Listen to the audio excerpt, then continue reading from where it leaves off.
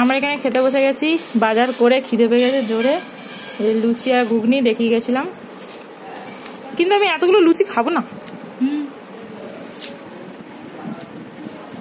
মা এখানে পুজো দিচ্ছে, মায়েরও খাওয়া হয় না কেন, এই যে খাওয়ার।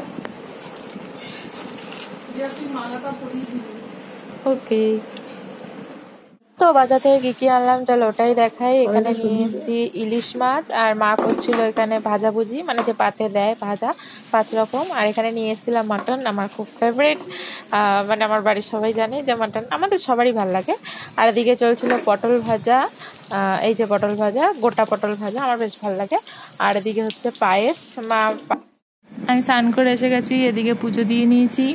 আর এদিকে দেখো আজকে আমি রেস্ট অ্যাকচুয়ালি, তাই জন্য মইনি আজকে সব গুছাচ্ছে, মা ওদিকে রান্নাঘরে সব গুছাচ্ছে আর এদিকে গুছাচ্ছে। কিরে চামচ দিয়ে ঠোকর ঠোকর মেরে আবার কি করছি?